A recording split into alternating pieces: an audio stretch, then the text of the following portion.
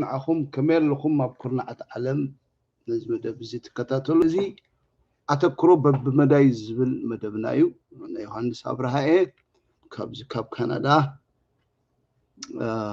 كمتي وترو زل النار يتون مهاب قريبنا لنا እግዚአብሔር ይመስገን ያው ዝመደብ እዚ ወይ ከዚ ፕሮፋይል እዚ ብዛዕባ ዝተፈላለዩ ነገር ናይ ዓቕምና ናይቲ ተረዳእና ሓሳብ ንምሃብ እንጥቀመሉ መደብ እዩ ኣተኩሮ በመደብናሉ ምክንያት ድማ ንኸም እዩ ኣተኩሮ ማለት ያው እቲ ጉዳይ ትኩረት ጌርካ ሓሳብ ምሃብ መዳያት ካብ ተፈላለዩ መዳያት ሃይማኖታዊ ጉዳይ ክኸውን ይኹን ፖለቲካዊ ተፈላለየ ሓሳባት ኣብዚ ምድሪ ዝኽሳዕ ዘለና ዝተፈላለዩ ሓሳባት ዝጠቅም ንወዲ ሰብ ዝጠቅም ዝተባህለ ሓሳባት ኩሉ ያው ዝጠቅም ዝሃንፅ መገዲ ወይ ዝእርም መገዲ ንምርኣይ ነገራት ጥቀመሉ መደብናይ ማለት እዩ እግዚአብሔር ይመስገን لما عالتي انت اخري مصي زلكم هاليلويا እግዚአብሔር አምላክ ይባረክ ابز حلف ሰሙን حواتنا بعل ዮናስ ኃይለ ሀብቶም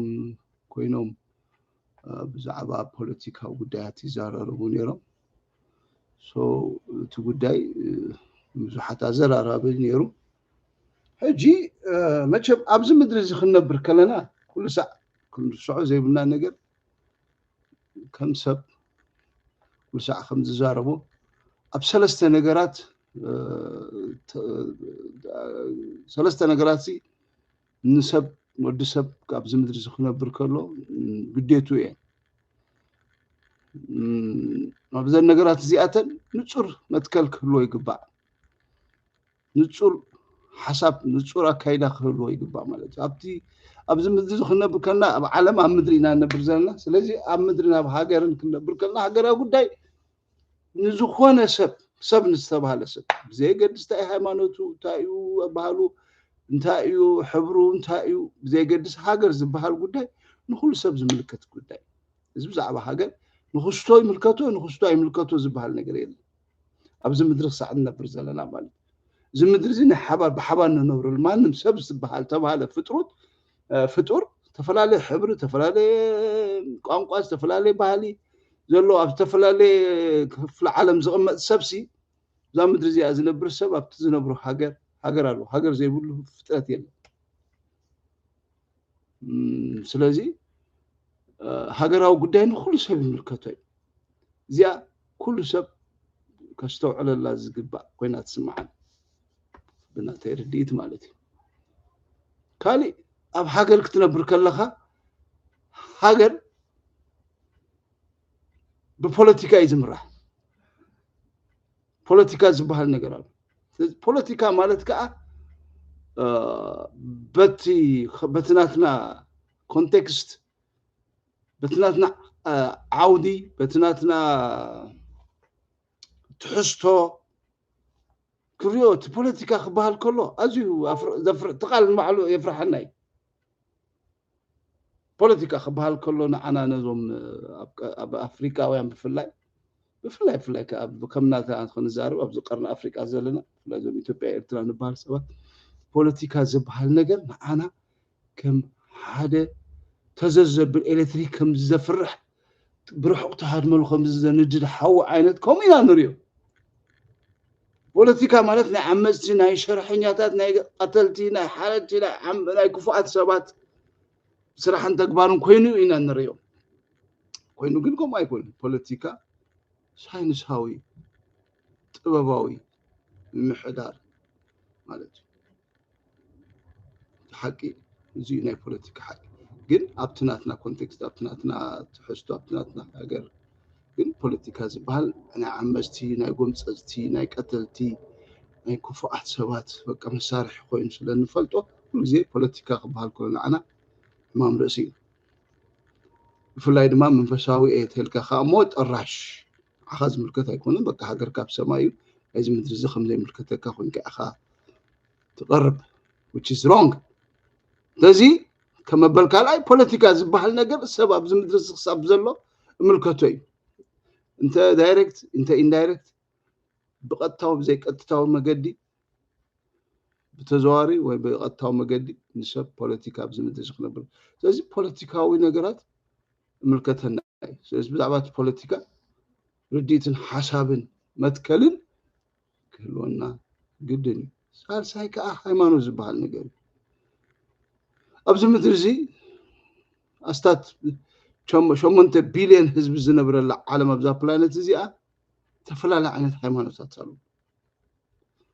ሃይማኖት ዘይብሎም ንባዕሉ ርእሱ ዝኻኣለ ሃይማኖት በቃ ኤቲዝም ሪሊጅን ሃይማኖት በቃ እግዚአብሔር አያመነኔ መለኮታዊ ነገር አያመነ አነ ዘአምን በሳይንስ አነ ዘአምን በማቴሪያሊዝም ማቴሪያሊስት በቃ አልካ ዙን ሩስኻ እኔው ግን መብዛሕ ዓለምና ግን ሃይማኖት በሻሓት ዝሞት ቁጥር ሃይማኖት ከዓ ሙሰው ሓደ ወዲ ሰብ ወሳኒ ስለዚህ በዘን ሰለስተ ነገራት ሰብ ሓላፍነታዊ ንሃገር ጉዳይ ኣብታ ሃገር ካብ ፖለቲካ ይዝመሓለ ኣብ ሃገር ክትነብር ከለኻ ከዓ እዚ ሃይማኖት ዝባሃል ነገር ኣሎ እዚን ወሰንቲን ወዲ ሰብ ስለዚህ ኣብዚ መትከል ክህልዎ ኣለዎ ሰብ ሓላፍነታዊ ፍጥረት ኣእምሮ ዘለዎ ፍጥረት ዘመዛዝን ፍጥረት ሲሉ እንስሳ ፍጥረት ኣይኮነን ዝሓስብ ዝትንትን ዝፈልጥ ዝርዳእ ክርዳእ ክፈልጥ ዝኽእል ተፈጥሮ ዘለዎ ሓንጎል ዘለዎ ሓሳብ ዘለዎ ፍጥረት እዩ ስለዚህ እዚን ሰለስተ ነገራት كل ساعة وسنتين ስለዚህ ኣብዘን ሰለስተ ነገራት ኩሉ ነገራት ተኣሲሩ ንረኽቦ ማለት እዩ ስለዚህ ሎማዓልቲ ኣብቲ ፖለቲካዊ ዝባሃል ኣብቲ ሃገራዊ ዝባሃል ነገር ኢና ሓሳብ ማለት መትከለይ ሓሳበይ ብሳዕ ከምዛረቡ ከነፅር ይደሊ ዝሓለፈ ግዜ እዚ ሃብቶም ዮናስ ሃይለ ዘማሪ ፓስተር ዮናስ ሃይለ ዘማሪ ሃይለ ዮናስ ሃይለ ወሙን ፓስተር ረሕቦት ኮይኖም ኢንተርቪው እንዳገበረሎም ንሪኦም ቅድሚኡ ከዓ ዮናስን ሃብቶምን ኢንተርቪው ገይሮም ብዛዕባ ሃገራዊ ጉዳይ ይዛረቡ ነይሮም which is good ብጣዕሚ ደስ መንእሰይ ለኽሳስ መንእሰይ ክኾን የብሉ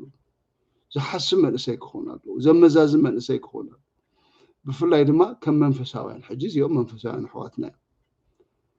መንፈሳውያን ኣሕዋትና ከምዃኖም መጠን ከምታ አንቶይ ዝበልኩ ኣብቲ ሃገራዊ ጉዳይ ይምልከቶም ስለዚ ርእይቶ ኣለዎም ሓሳብ ኣለዎም ስለዚ ኣብቲ ሓሳቦም ሕጂ እንታይ እዩ ቀንዲ ናይ ሓሳቦም ከም ኤርትራውያን እዮም ዝዛረቡ ዘለዉ ስለዚ ዘገድሶም ነገር ኣሎ ብዛዕባ ኤርትራውነት ማለት እዩ ንሕናሲ ኣብ ኤርትራውያን ኮይናስ እንታይ ኢና ተጠቀምቲ እንታይ ኢና ረኺብና ኣብቲ ሃገርሲ እንታይ ጥቕሚ ረኺብና ናፅነትሲ እንታይ ጥቕሚ ሂቡና ኢሎም ብዛዕባ እቲ ኣብ ሃገር ዘሎ ፀገማትን ኩሉ እናልዓሉ ሓሳቦም ይቡ ነይሮም ኣዝየ ዝፈትወኩም ዘኽብረኩም ሓሳብኩም ክትገልጹ ዘይትሽገሩ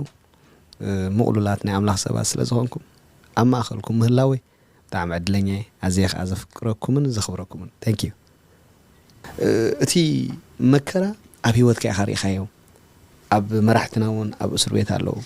እቲ ምእመን ትማል ንጎሆ ተገልግሎ ዝነበርካ ምእመን ኣብ እስር ቤት እዩ ዘሎ እስኻ ድምፂ ዘይኮንካ ንህዝብና ነቲ ዝበፅሓካ ነገር እስኻ እንተ ዘይገለጽካዮ ሲ እጅታይ ዓይነት መርገጽታት ኣለዎም ቶም ፓስተራት ገለ ሓደ ፓስተርስ ሰለስተ ዓይነት ኣርባዕተ ዓይነት ሰብ ዝሕዝ እዮም ዝብሉ ማለት እዩ ገሊኡ ሙሉእ ዝቃወም ገሊኡ ሙሉእ እቲ ጋቨርንመንት ዝድግፍ ገሊኡ ኒውትራል ዝኾነ ገሊኡ ከዓ ረብሓ ዘለዎም እቲ መንግስቲ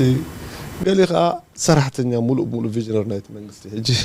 ንኸምዚኦም ዓይነት ሰባት ይሕዝኦም ዓይነት ነገር ዋላ ብዘን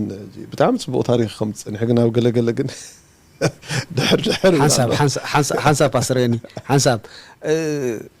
actually ፓስተር ረሓቦት ሓወይ ኣነ ምስ ሓሳብ ናይ ኢሳያስ የሰማማዕ ኢልካ ጉድ እኳ ሕጂ ምስታ ሓሳብ ምስታ ዝበላ ሓደ ህዝቢ እዩ እምበር ክልተ ህዝቢ ይኮነን ትብል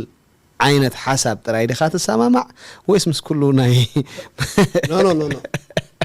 الحمد لله انا حجي انا صرا ناصنت فتي انا بناصنت يدزارب ثانك يو او لفت ميديا ون بناصنت يزفلات تزعمن كله زارب سبكا ዝድግፈሉ ዝቃወሙሉ ማለት እዩ ሕጂ ኣነ ዝዛረበ ዘሎ ሕጂ ፖለቲካዊ ናይ ኮነን ታሪኽና እዩ ሓቅኻ እዩ ተኣሲረ ኣለኹ ተኣሲረ የብላ ኣለኹ ህዝቢ ማለት ግን ተቃዋሚ ማለት ኣይኮንኩን ታኢስያ ዝበላ ኸ ተሓሳብ ድግፋ ቃል በቃላ ማለት እዩ ምክንያቱ ትክክለኛ ስለ ዝኾነ ነቲ ቁኑዕ ክንብል ነቲ ጌጋኻ ክንብል ስለ ዘለና ማለት እዩ ኣብ ኤርትራ ኣብ ልዕሊ ኣመንቲ ዝግበር ዓመፅ ብጣዕሚ ኣይድግፎኒ ስለዚ ደጋፋይ ኻ ማለት እዩ ኖ ኣብ ኤርትራ ዝግበር ዓመፅ ኣይድግፎኒ ፓስተር ሓወይ ከተነፅር ዓመታን ኣብ ኤርትራ ዝግበር ዓመፅ ኣይድግፎኒ ሕጂ ግን እንታይ ኢልካ ኣነ ግን ተቃዋሚ ኣይኮንኩ ተቃዋማይ እንተ ዘይኮንካ ደጋፋይ ኻ ሓንሳብ ፓስተር ሓወይ ሓንሳብ ፓስተር እስኻ ፓስተር ከመይ መስለካ ትግርኛ ሕጂ ናብረሲ ኣብቲ መንፈሳዊ ነገር ክንገልጽ ከለና ወዲ መንጎ ዝበሃል የለን ወይ ኣብቲ መንግስቲ ኣምላኽ ኣሎ ወይ ኣብ መንግስቲ ሰይጣን ኣሎ ወዲ መንጎ ዝበሃል የለን እስኻሲ ደጋፋይ ዲኻ ወይስ ተቃዋማይ ምክንያቱ ኣብ ማእኸል ክትከውን ኣይትኽእልኒ ኢኻ ምክንያት ሕዘኒ ተሃሪመ ትብላ ኣለኻ ተቐጥቂጤ ትብላ ኣለኻ ተኣሲረ ትብላ ኣለኻ ኦኬ ተቃዋማይ ኣይኮንክን ከዓ ትብላ ኣለኻ ይገብረንን እዩ ታዲያ መስለካ ሕጂ ደጋፋይካ ኣይገብረንን እዩ ከመይ ግለጽ ሕጂ እቲ ዝኾነ ከም ዘለዎም ንገልጽ ሰባት ከ ኣለና ማለት እዩ ተረዳን ዝኾነ ኮይኑ ሕጂ ኣብ ኤርትራ ለውጢ ክመጽእ ትደሊ ዶ ተልካን እወ ይደሊ ተረዳን ለውጢ ክመጽእ ኣለዎ ነቲ ዘሎ ስርዓት ኣይትቕበሎን ኢኻ ነቲ ዘሎ ስርዓት ዋላ ክልወጥ ተይሉ ዳሞ ይቕበሎም ምርሒ ፀገም ኣለና ኣነ ለውጢ ዝደሊ እምበር ኖ ፓስተር እንታይ ዲ ኣብቲ ምሕደራ እንዲና ንዛረብ ዘለና ምሕደራ ክንልውጥ ኢና እንተኢሎም ሕጂ ኣነ የማና ኢደ ይህቦም ኩሉ ነገርና ክንቀይር ኢና እሱራት ይፈትሑ ምሕደራ ኢንቨስተርስ ክብሎም ብማንካን ብጫልፋን ትገብራ ኣለኻ ፓስተር ኢንቨስተርስ እተው ገለ ተይሉ ክውዕየካ ከለፍ እስኻ ይትቕበሎን ኢኻ ማለት ንበሎ ትስኢሎም ሲ ትስኢሎም ሻዕብያ ንበሎም ብቕኑዕ ልቢ ማለት እዩ ድሕሪ ሕጂ ኢንቨስተራት ነው ዓድኹም እተው ቤተ ክርስቲያናት ተፈቲሐ ክና ኣለኽን ኣምልኾ ክንግበራ ሰብ ፍትሒ ክዳን እዩ ቶም ናይ ፖለቲካ እሱራት ጉዳይኩም ኣብ ቤት ፍርዲ ክረአይ እንተ ዝብሉ ኣይትቕበሎምን ማለት ያ ነዚ ይቕበሎም ነቲ ዘጥፍእዎ ነቲ ዝገበርዎ ገበን ነቶም ሃገር ዝፈጠሩ ሃገር ዘምፁ በዓል ጴጥሮስ ሰሎሞን በዓል ድሩዕ በዓል ቢትወደድ ኣብ እስር ቤት ኣትዮም ነቶም ናህና መራሕቲ ድማ ኣብ እስር ቤት እዮም ዘለዉ ኦኬ ነቲ ዝገበርዎ ገበን ግን كحتوت خلهم أب فرد قرب خلهم نتسجبروا صبوا نجار صبوا كم أنت كم زبال كائن حرجيرهم لما جانا نعم من هاي قعبس اللي نسناتهم أثرت قالوا نعم حرت جيرة حجر بفتحن بفقرن كان عنا أنت محل نزيع مملسة سلازي which is good زعب حجرك حاسبك كتزارب بقول وسان النجارني زمان أسيزي نقح من أسيك خوني قبو زمان أسيزي حلافنة من أسيك خوني قبو زمان أسيزي سيلو تعمت يجو سقيلو دنزيزو تقيتو كحلف يبلو زمان أسيزي حلافنة هلو قدر له نجارات كلوت مالتش سلزم سوات زياتهم كا كم إرتراوية هاجر رالاتو هاجرو ما يكحدون قل إنت هاجرنا قل إنت أتقيماتنا كم هاجرنا استعنا تتكمت خوينا سلزي كم هاجرنا تتكمت نكون كونسين تاين كباري تحطو زلو كم فساعة و هاجرك نايك بحبار زحالت كاي هاجر بحبار واقع خفيل كازم تأخايا حجر نحبر أجر في الإرتلاسي نحبر حجر أول كسب حجر تكون يدخلنا إرتلا نبتغي حق عند حمتنا مالك إرتلاس حدا سبا يكونن فتيروا حدا سبا يكونن واقع خفيل الله حدا سبا يكونن حجر تكون أمسيوا كله تولد زبلة نإرتراز بحال حاجر سوا جازي كفلا سبيله كلنا ببتي ببي بقى كابتي ياتاتنا تما بوتاتنا حلفوا واقا خفيلهم هاجر زبهال امسيوم بقى هاجر دلهم هاجر امسيوم تقاليسهم انت بورديت انت بزخون ما قد مچم تقاليسهم سي دمو مافسيسهم هاجر تبهال يمامچم سلازي هاجر سياسنا حدا والقسم هاجر ايكونتم كل حزب دمس فسس الحاجه كل سب وغاز خفل لها كساب حج سلازي هاجر نحنا حباريا هاجر نحباريا يقول قسم كتكون يدخل هاجر سلازي هاجر قداش كل سب ملكته مالتي هاجر سب كل سبي بمعره كخر على خبر الله زغبا والقسمات يكون كخر الله خبر الله زغبا والقسمات يكون كشي يوم لا كرايو لا زغبا بحبار دم كافسس كازم صخا حبراوي ربحها خطرخ بالله زلك حبراوي معباله حبراوي برخت حبراوي صقاب حبار خطكفل كله زناسن زعبه تفتح حجر تولد زبله نيت حجر ولود زبلسي تفتح حدا وقن واغاش ولا يخفل ابو واغا خفيل خوني خير حوا واغا خفيل خوني خير سلازيس ناي كل هذا حاجه ولا واقع يغفل ولا واقع زي كفل سب كوين ابتا حاجه انت استولد لا ولد حاجه زي قاعد يتحاجر تدا كوينسي ما عرف صقاتات لا يتحاجر كبر لا يتحاجر بركت لا يتحاجر تخافان انت قداسن كون قدنيو هاجرنا يقول قسم كتكون اي كالنيو سلازي هاجرنا يقول قسم كوينات سلازلا بمخوانا هذا والقسم دليت زقبر هاجر سلازو خونات هاجر كساب حجي بلا حدا سب عدما لك ابشقرنا بكرتتنا الخل سم مالج سس ازي زي تحساسبو من اسي ازي حساب زي تقول بزعبا زي قدس من اسي ست عدد من اسي من اسي ما سلازي زمان سيات زياتهم اقلنا عزبها من سياتهم قدنا يكونن بكل حساب كن رادادا بكل نجر كن سامع قدنا يكونن افتح حجراو قداي قن قدن يكون سامع ابتا حجراو قداي بقدنينا متكلنا سامع حدا متكل كلنا لا حجراو قداي سلازم سوات زياتهم اتحساسيبهم واغاز خفل يوم راي الناس اجي ناس حيل رايو واغاز خفل يكاب قداماي زوريا جميرو ولدو واغاز خفل له حجريا حجريا إرترا نهاجرني إرترا حجريا يكون تيلو حلا يكون زلو عشاء يكون لنا سائل جن انتاينا تنربح زلنا انتايو مفت هاجرنا زخون زلو سيزي سلو تخمت الله وبلو لو زم حواتنا زم دقنا ها دل فتح دليل لو زم دقنا زي هاجر فتح تم حجر بلو لو فتح دلنا بلو لو كم كريستيانات بفلاي دما از كريستيان كبحر كله very unique أكاب كريستيان تتصبيو كل ساعة فتحيو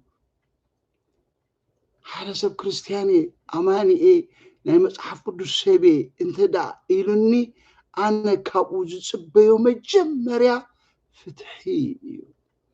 فتحاوي يكون يقولوا حدا كريستياني زيوسو زيوم صباح زياتهم كأخم كريستيان بزعبة فتحي جارو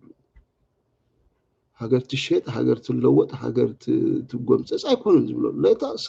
let us solve our problem business بتن بpolitics بكل نجارسي let us find the solution نتي مفتوح ندلبلو لو God bless these people let them thank you brothers you fight the good fight تسناي زخونة قدلي مقدال سناي قدلي تقالي ليلو تافت منفساوي نقل أبزخ خميب قدلي هاجرنا حبارة وقدل خايد ليها كل سب تولد الله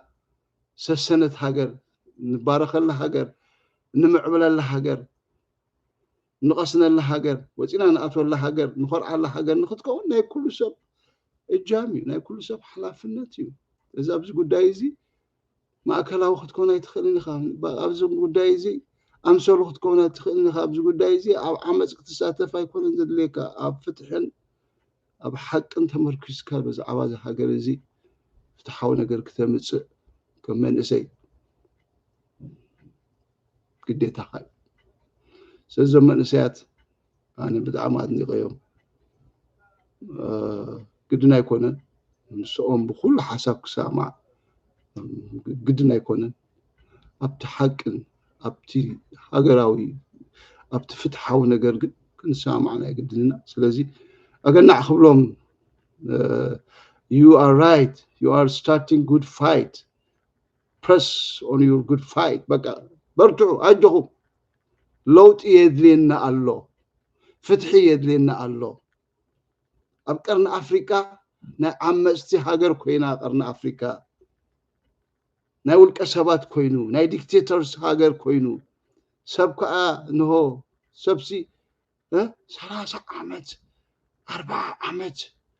ቁምፀስ ከምፀሲ ብውልቀ ሰባት what is this ስቕ ትብል how come ስቕ ትብል ስቕ ለመፍትሕ ኸውን brothers and sisters ስቕ ስቕ ይበቃ ኣብዛ ገዛ እዚኣ ሲለ ተዓምፂፀ ስቕ ኢለ ተወኢለስ ዘምፆ ለውጢ የብለይን በቃ እንዳኣረኩ እንዳበስበስኩ እንዳመሽመሽኩ ኸይድ በቃ ይውዳእ ተወፂ ፍንሕንሕተ ኢለ ተሰሪሐ ተንቀሳቂሰ ናብ ዝግቢ ኣብዚ ቤት እዚ ለውጢ ዘምፅእ ኣብ ጥዕና ይሁን ለውጢ ዘምፅእ እቲ ህይወቱን ዘስተማቕሮ ማለት እዩ ብስቕ ዝመፅእ ለውጢ የለን ብኣምሰሉነት ዝመፅእ ለውጢ የለን ምስ ዓማፂ ብምትሕባር ዝመፅእ የለን ልዕሊ ኩሉ እዞም ክርስቲያናት ኢና እትብሉ ከመይ ዝበልኩም ከመይ ኢናትኩም ክርስትና ኣነ ብጣዕሚ እዩ ዝገርመኒ ከመይ ኢናትኩም ክርስትናቱም ሰባት ንኣብነት ከምዚ ሕጂ ምስኦም ሕጂ ሮሖቦት ዝበሃል ወዲ እዚኦም ሰለስቲኦም ኮይኖም ብሓባር ክዛረቡ ኩሉ ራእዮ እቲ ሮሖቦት ዝበሃል ወዲ ትርእይዎ ዘለኹም ከመይ ዝበለ ዓማፂ እዩ ከመይ ዝበለ ጎምፃፂ እዩ ራእዮ ከመይ ዝኣመሰሎም ክርስቲያናት እዮም ኩሎም በቃ መፅሓፍ ቅዱስ ዝኣምኑ ኣመንቲ ኢና ዝብሉ ብዘይገድስ እቲ ዲኖሚኔሽናል ፍልልዮም ዲኖሚኔሽናል ፍልል ክህልዎም ይኽእል ናይ መፅሓፍ ቅዱስ ትርዳእሉ ፍልልያት ክህሉ ይኽእል ብዘይገድስ ንሱ ግን ሓደ ግን ዝኣሳር ነገር ኣለዎም በቃ ጎይታ ዝኣምኑ ሰባት እዮም መፅሓፍ ቅዱስ ዝኣምኑ ሰባት እዮም መፅሓፍ ቅዱስ ዝኣምን ሰብ ፍትሓዊ ሰብ እዩ ዝኸውን ምስ ዓመፅ ኣይተሓባበርን መትከላዊ ሰብ እዩ ዝኸውን ራእይዎም ፍልሊ መርኣዮ እዚ ትሽግርና በቃ እቲ መርኣያ ናይ ኩሉ ዮም ራእዮም ዞም ኣሕዋትና ሰለስቲኦም ብሓንሳእ ክትሪእዎም ከለኹም ራእዮም ናይ ዘሎ ኣብቲ ባይታ ዘሎ መርኣያ ከምዚ እዩ ኣብዚ ዓማፅ ክርስቲያን ኮይኑ ዓማፅ ዝድግፋሉ ከም በዓል ረሓቦት ራእዮም ዓማፅ እዮም ዝድግፉ ነይሩ በዓል ክርስቶስ ኢሳያስ ዝበሎ ድግፌ ሓደ ሰብሲ በዓል ኢሳያስ ዝብሎ ነገር ዝድግፍ ተደኣ ኮይኑ ሲ ከመይ ዓይነት ሰብ እዩ ማለት እዩ ክርስቲያን ኮይኑ ዓለማዊ ኮይኑ ፖለቲከኛ ሲኢሉ ስታይቲ ኮይኑ ጨርባሪቱ ኮይኑ እሱ ብዘይገድስ ግን ሓደ ክርስቲያን ህዝቢ ሕጂ ኣብ ክርስቲያን ኮይና ኢና ንዛረብ ዘለና ሓደ ክርስቲያን ዝብል ግን ሓደ ዓማፅ ብምንም መገዲ ዝድግፈሉ መገዲ ምንም መግመእተው የብሉ ክርስቲያን ምስ ዓመፅ ኣይተሓባበርን ክርስቲያን ፍትሓዊ ፅድቂ ኣብ ፅድቂ ጠጠው መጀመርያ ክርስቲያን ኣብ ፅድቂ ጠጠው ዝብል ክርስትና ናይ ፅድቂ ጉዕዞ እዩ ብፅድቂ ዝጅመር ክርስትና ብፍቅሪ እውን እኮ ኣይኮነን ብፅድቂ እዩ ፅድቂ ዘይብሉ ፍቅሪ ኣይሰርሕን ፍቅሪ ብዘይ ፅድቂ ፅድቅን ፍቅርን ብሓባር እዩ ዝኸይድ ኣብ ክርስትና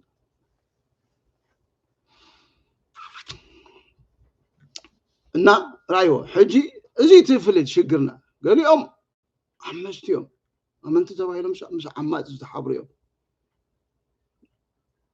በትርን ዓመፅቲ በትሪ ዘፅብጥ እዮም ብዋዕ ክሕፍሩኻ ብሽም ኢየሱስ ክልተ ነገር ኣሎ ኣብዚ ስቕ ምባል ወይ ከዓ ኣብ ፍትሒ ደው ምባል እዩ ካብዚ ወፃኢ የለን ዓማፅ ግን ክርስቲያን ኮይኑ ግን ዓማፅ በፍጹም ኖዌይ ኣብ ቀርኒ ኣፍሪካ ዘሎ ፖለቲካ ዝድግፍ ክርስቲያን እዩ ዝብለኒ ሰብ ኔቨር ሂ ካኖት ቢ ክርስቲያን ሃይ ጨና ክርስቲያን ይብሉ ክርስትና ይብሉ ኣብ ቀርኒ ኣፍሪካ ዘሎ ፖለቲካዊ ነገራት በቃ ዘጣቀ ዝድግፍ ሃገረይ መገረይ ዝብል no it's not doesn't work like that ኣብ ሃገርና ዘሎ ኣብዚ ቀርና ኣፍሪካ ዘሎ ኣብዚ ኢትዮጵያ ኤርትራ ዝበሃል ዘሎ ሃገር ዘሎ ፖለቲካዊ ምሕዳር ኣብኡ ደጋፊኤ ኢደይ ሕውሴ ዝብል ሰብ ተዳኣሉ ሹ ዓማጺ ቀታሊ እዚ ክርስቲያን ኣይኮን ኣን መትከለይ እዚ ያኔ ዝናይ ከም ሓበሻ ኢትዮጵያ ኤርትራ ዝብል ስነ ኣእምሮ ከም ዘለዎ ሰብ ኣነ ኣብይ ኣሕመድ ዝበሃል ወረበላ ኢሳያስ ዝበሃል ዲክታተር ኣነ ናይዚ ደጋፊ ናይዚ መንግስታት እዚኣቶም ደጋፊ እዩ ከም ክርስቲያን ተመጺኒ never at all he's not a Christian never at all never ክርስቲያን ክሆን አይከልን ክርስቲያን ምስ ቀተልትን ምስ ሓረትን ክሆን አይከልን መንግስትኻ ተገዛ ዝብል ቃል አለኒ ሮሜ ዝበሃል 13 ኢሎም ካ የምጹልካ ብራዘር ከይጠቅስ ከም ዘለኻ እኳ ይትፈልጥኒ ኢኻ መንግስቱ ተገዙ በዓል ጳውሎስ ኮን በዓል በቃ ተገዙ እምነቶም ኣብቲ ግዜ ዝነበሩ ነገስታት ተገዙ እዮም it's different context ከም ዝበሃል የለን ብራዘር በዓል ጳውሎስ ኣብቲ መንግስት ኣብቲ ናይ ሮማው ግዛት ኣብቲ ግዜ ትኩን ከለው እኳ ጉዳዮም መንግስት አምላክ ጥራይ ስለዝነበረ ናይ መንግስት አምላክ ከው ጎበቶ ናይ መንግስቲ ደገፍቲ ነበሩ ጉዳዮም ስርሖም ጥራይ ሰሪሖም ዝኸዱ እዮም ነይሮም that's good ኣብዚ ግን ንስኻ ግን መንግስትና ኣማኒኤ እንዳበልካ ተጠልዕካ መጽሐፍ ቅዱስን ቢቤን እንዳበልካ ተጠልዕካ ጴንጤ ዝብል ታርጋ ተለጢፉልካ ከሎ ኣነ ናይ መንግስትና ደጋፊ ክትብል ከም በዓል ረሕቦት ዓይነት ሰባት ከም በዓል ዳንኤል በላይ ዝኣመሰሉ ከም በዓል ኣማኒኤል ዝኣመሰሉ ከም በዓል ሕነሽም ዝኣመሰሉ ከም በዓል ቢንያም ዝበሃል ነቢይ ዝኣመሰሉ ረማዓት ትብለይቶም ተሓቢኦም በማዓት ኩሎም ቆምዮም ለዚኣቶም ደፋራት ስለ ዝኾኑ ትላላ ዓሊኦም ዝረአዩ እምበር ኩሎም ቆምዮም ተሓቢኦም ኩሎም መብዛሕ ቆምዮም ዓመስቲ መለያ ዓመስቲ ክርስቲያናት ምስ ዓመስቲ ዝሓብሩ ንሓና ዓመስቲ ዘገብሉ ዋይ በዓል ኣማኒኤል መኮንን ዝበሃሉ ከመይ ዝበሉ ወረበላታት እዮም ካብ ቀደሞም ምስ ደርጊ ብኪነት ኮይኖም ካድሬታት ነይሮም ሕጂ ኸኣስ ዋይ ከም በዓል እዚኦም ክርኢ ከለኹ ከመይ ቁልጭ ዝብለን መሲሉ ስለዚ ብራዘር ዮኒ ኣገና በርትዕ ፍትሒ ኢኻ ትብል ዘለኻ እምበር ሃገር ኣይኮንካ ትሸይጥ ዘለኻ ኣምላኽ ባርካ ሃገርሲ ኣቦኻ ተዋግኣላ ሃገር እያ እስኻ እውን ዋጋ ዝኸፈልልካ ኩሉ ሰብ ዋጋ ኩሉና በብመዳይና ዋጋ ዝኸፈልና ኣላ ሃገር እያ ግን ፍትሒ የድልየና ኣሎ ኢኹም ትብሉ ዘለኹም እወ yes that's right fight the good fight brother you are right be strong حقي نفتح بزاخوان كحليخا خات زاربلو قال يا واي ابزخونكم تام ام فيسبوك وينكم ناي فيسبوك تقادلتي قال brother how you are dormant قال بكل ما قد يخات قبر brother ان انت اخبل دالي سلازي ما تكلكلونا له سب ابز مدز خنبر كله بما تكلكلبرالو ሃይማኖታው መትከልከሉ ወሎ ፖለቲካው መትከልከሉ ወሎ ለእሉ ሁሉ ሀገር ፖለቲካ ሃይማኖት ዝበሃል ነገር የገድሶ ሰብ ዝበሃል ኣብዚ ምድር ዝነብር ሰብ ስለዚ ኣብዚ ነገር እዚ ንጹር ዝኾነ መትከል ሒዙ ክጓዓዝ ይግባእ ስእልካ እንዳምሰልካ እንዳጠበርካ ግን ክኾን አይከልን never at all ናኸም በዓል ረሓቦት ዝኣመሰሉ ኢኹም በቃ ኩሉ ሰዓት ኣምሰሉ እንዲዮም كل جزء بعل كم زر حوزة أمسول سبات يعني كل نجار منفسه ونجار قوم يراي سم منفسه قبل أسأل حكامه زي أخذ قوي له أمس حبري له خمسة زي بلوك أبكى الدناجاري تودي يوم كل نجار يو كل نجار ما الدناجار فيهم بعل كم زي أمسول بعل كم زي أمسي بكى زي أبزا مدرسي أمس تخطط سبات أمس خميس زرع كم مسيلك بعل كم زي معنا سبات أبزا مدرسي كتنبر هذا جزء كم إزوجه مسيلك anyhow يوني برتعو تخكل ناصنت سنتاي يمصيلكا ታናጽነት ሓደ ግለሰብ ዘምጻድያ ከም ሓደ ወልቀ ሰባት ዘምጽዋት መስል ናጽነት ወልቀ ሰባት ዘሐነጽዋት መስል ሃገር ኢትዮጵያ ናይ ወልቀ ሰባት ትመስሎም ኤርትራ ናይ ወልቀ ሰባት አብይ አሕመድ ሓደ ወረበላ ራእይዎ ናይ ቡና ዩኒቨርሲቲ ገይሩ ከም ድሌት ይገብራሉ ኢትዮጵያ ትባል ሃገር ከንደይ ጀጋኑ ደሞም ዘፍስሱላ ሃገር ናይ ሓደ ወልቀ ሰብ ድሌት ይገብራሉ ድሌቱ እምን ዝኾነ ህዝብ ኸኣ ከም በቃ ድሌት ይገብራሉ ዓመጽ ዝኾኑ ጴንጤ ዝበሃሉ ህዝብ ኸኣ ራእዮም ኣብቲ ኢትዮጵያ ዘሎ ራእዮም ይሸብሽብሉ ኣለዉ ጽባሕ ንጎም ዋጋ ከፍሉ እዮም ዓመጽቲ ኸኣ ኢትዮጵያ ዘሎ ክርስቲያናት ኢና ዝብሉ ኸኣ ወረበላታት ምስ አብይ አሕመድ ወረበላ ሳቱም ከ ወረበላ أبزناتنا خارج أيوم كم بعل دانيال بلاي زامسول كم بعل رحابو زامسول كم بعل حنيشم زامسول كم بعل رأيهم كم بعل بنيام زامسول شيء محمستي مش عمستي إذا عمستي زبرتعو عماتي خاصة تفو